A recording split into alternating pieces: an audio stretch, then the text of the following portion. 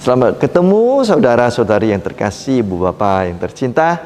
Kita mau mencoba merenungkan bacaan-bacaan hari Minggu biasa ke-14 tahun B. Saya mau mulai dengan suatu gambaran tentang kejadian yang boleh katakan setiap tahun terulang di banyak tempat, tabisan imam baru.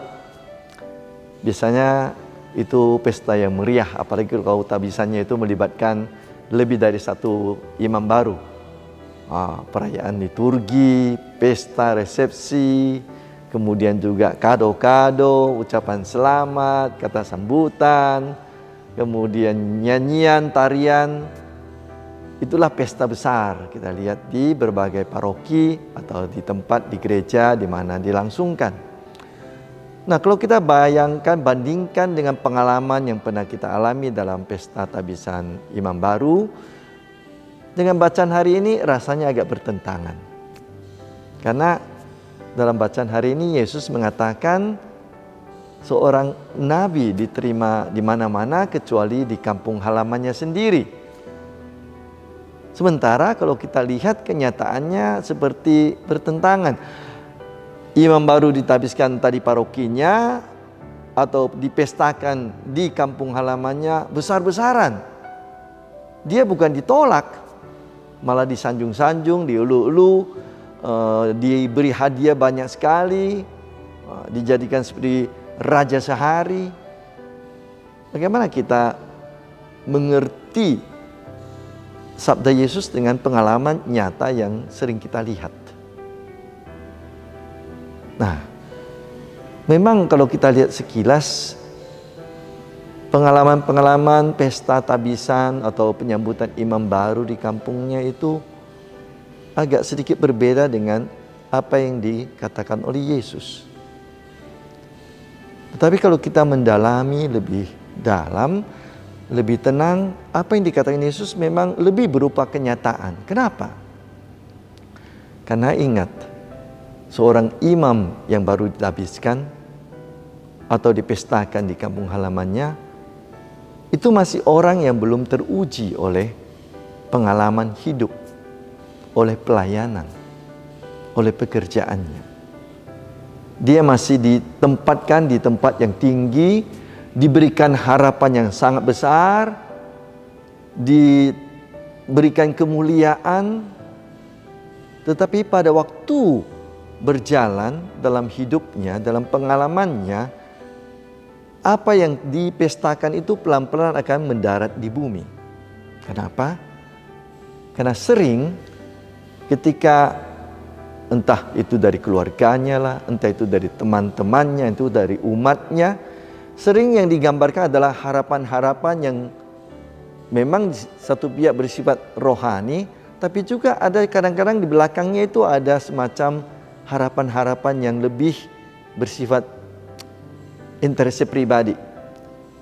Maunya imam ini nanti melakukan seperti yang saya kehendaki. Maunya imam ini seperti yang begini maksud saya. Maunya saya bisa membantu atau mengatur dia. Jadi kadang-kadang ada banyak maksud dari berbagai pujian, hadiah dan kata-kata yang disampaikan. Yang kadang-kadang tidak selalu sejalan dengan fungsi seorang imam atau pelayan yang seharusnya apa? Seharusnya menjadi seorang nabi. Yesus kita lihat ketika datang, dia tidak mengikuti kehendak penduduk kampungnya. Yesus memang menawarkan seperti harapan-harapan besar, dia bisa menjadi orang yang berkuasa, dia membuat banyak mukjizat, dia bisa mengumpulkan banyak orang, mencari simpati, dan penduduk kampungnya itu mengharapkan Yesus menjadi seorang raja yang bisa menguasai dan kemudian mungkin menjadi pemimpin yang membebaskan negara mereka dari penjajahan Romawi. Atau menjadi seorang raja yang memberikan kepada mereka kemudahan-kemudahan hidup, fasilitas-fasilitas, karena Yesus mempunyai banyak kuasa mukjizat. Tapi ternyata Yesus menjadi seorang nabi yang berbeda dengan harapan kampungnya.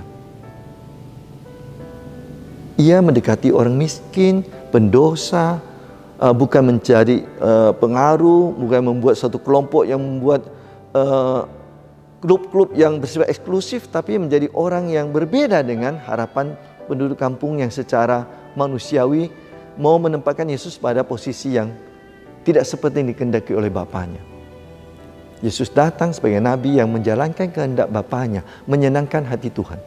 Dan ternyata itu bertentangan dengan harapan dari umat kampungnya. Dan karena itulah ia malah ditolak oleh penduduk kampungnya.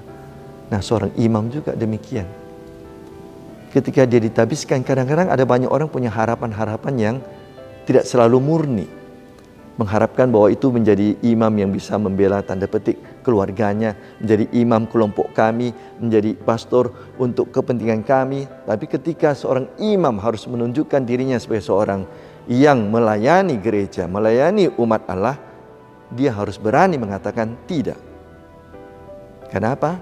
Karena seorang imam adalah seorang nabi yang dipanggil untuk menyenangkan hati Tuhan, lebih daripada menyenangkan hati manusia.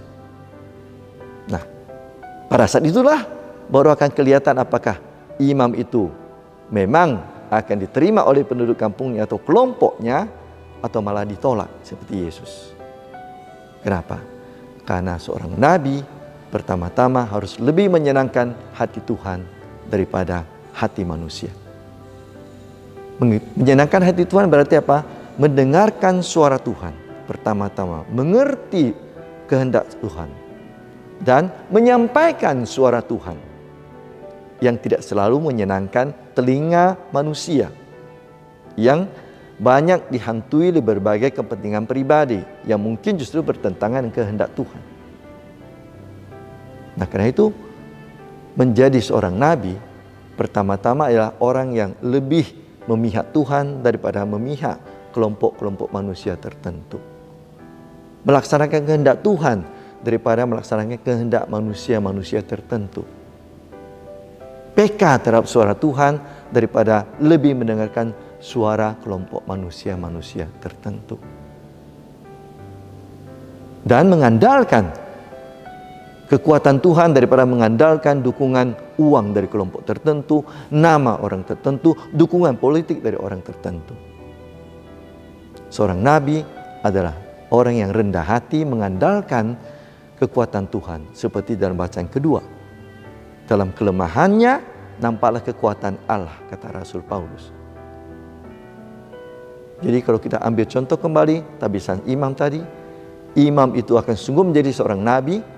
Kita pun semua yang dibaptis akan menjadi nabi kalau kita benar-benar mengerti kehendak Tuhan, mendengarkan suara Tuhan, menyampaikan suara Tuhan, melaksanakan kehendak Tuhan, lebih menyenangkan hati Tuhan daripada hati manusia.